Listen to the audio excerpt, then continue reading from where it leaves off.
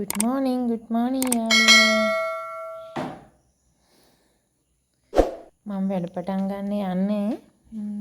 ඇඳුම් වගේක් තියෙනවද මහන්න.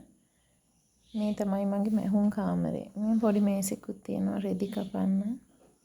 මෙතනින් තමයි මගේ එළියේ view එක මහන තැන ඉඳලා. මේ වගේ තැනක ඉඳලා ඉතින් රෙදි මහනවා කියන්නේ හරි ලස්සන view එකක් නේද?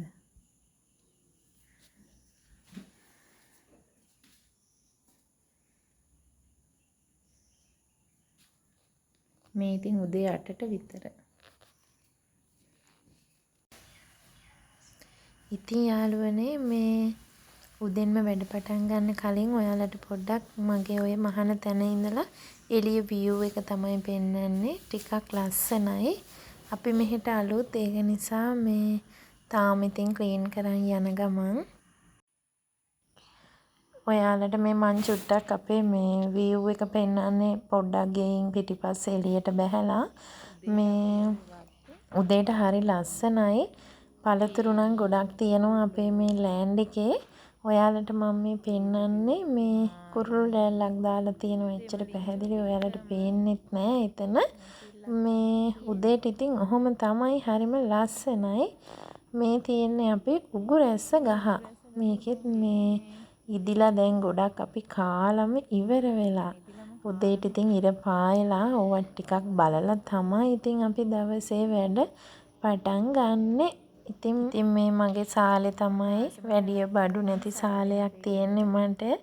බලන්න ඔයාලා මේ මං හරි මාසයි මෙහෙම නිදහස් පරිසරයකට මේ පුදුම නිදහසක් තියෙන මේ විදිහට දකිනකොට ඔයාලත් මට කියන්න බලන්න මේක දැක්කහම ඔයාලට මොකක්ද හිතෙන්නේ කියලා.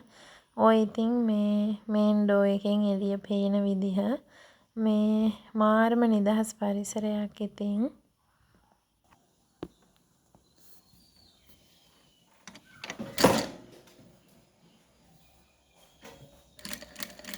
ඔයාලට මේ පේන්නේ මම කිව්ලට් ඕඩර් එකට කිව්ලට් වගේක් මහනවා. මේ කොහොමත් මම මහන කිව්ලට් වල මම මැහුම් දෙකක් ගහනවා මේ හොඳ නිමාවකින් මහනවා මේ එතකොට මැහුම් ලෙහෙන්නෙත් නෑ මේ රුපියල් 350ක් වගේ මුදලකට තමයි මම කිව්ලට් එකක් සේල් කරන්නේ.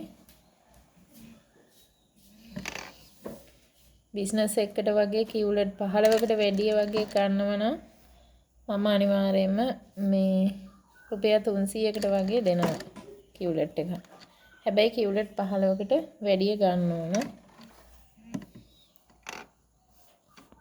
මේ තව ලස්සන කිව්ලට් ඩිසයින් එකක් ඔයාලට පෙන්නන්නේ. ඒකෙන් නම් කිව්ලට් ගොඩක් නෑ. මේ 350කට අඟල් 20ක් දිගට මැහෙනවා මේ කිව්ලට්. ඒකෙන් නම් දෙකයි කිව්ලට් මැහෙන්නේ. ඩිසයින් එකේ උච්චරයි තියෙන්නේ. මේ අනිත් ඩිසයින් එකක් තව තියෙනවා ඩිසයින්. අහලා පෙන්නන්නම් මම.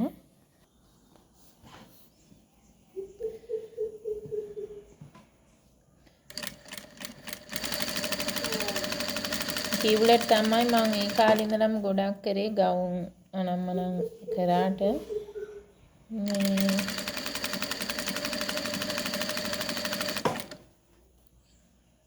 ඒවට හොඳ ඉල්ලුමක් තියෙනවා මේ නීට් එකට කරලා දුන්නාම.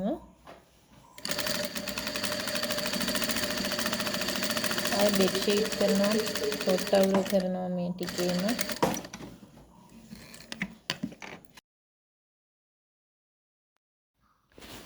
ආයෙ මම පෙන්නන්නේ මේ මම මේ මහ ඉන්න ගමන් ඉතින් මේ තව වැඩකට ආවා මේ එළවලු ටිකක් තිබ්බා සේදෙන්න දාන්න. අපි ඇත්තටම ගේන දේවල් වල වසවිස ගොඩක් වැඩිනේ. ඉතින් මං ඒක නිසා මේ ඔය වගේ වතුර භාජනයකට එළවලු ටික දාලා මේ විනාකිරි කහයි දාලා මේ පැය භාගයක් විතර මම තියනවා මේ එළවලු ටික සේදෙන්න. ඒ කරලා තමයි අයින් කරලා තෙත මාත්තු කරලා දිය හිඳෙන්න තියලා මේ ෆ්‍රිජ් එකට දාගන්නේ. මේ නැත්තම් ඇත්තටම අපි දරුවන්ට දෙන්නේ දැන් ගොඩාක් වසවිස සහිත දේවල්. ඒක නිසා එළවලු ගෙනාවාම කම්මැලිකම පොඩ්ඩක් පැත්තකින් තියලා මේ ওই වගේ දෙයක් කරන එක හොඳයි කියලා තමයි මම නම් හිතන්නේ. අපේ අම්මලා විදිහට දරුවන්ට මේ විදිහටවත් පොඩ්ඩක් මේ වසවිසෙන් තොර ආහාර ලබා දෙන්න ඕන. මොකද දැන් වකුගඩු රෝග ගොඩාක් වැඩි වෙලා තියෙනවා. ඒ ඔය අපි එළවලු වලට ගහන කිමිකල්ස් එක තමයි ඉතින්. ඉතින් ඔහොම තමයි මේ දවසේ වැඩ කටයුතු ඉතින් මගේ කෙරීගෙන යන්නේ. අපි කැකිරි එකක් උයන්න යන්නේ යාළුවනේ. කොස්සටත් දෙන්න.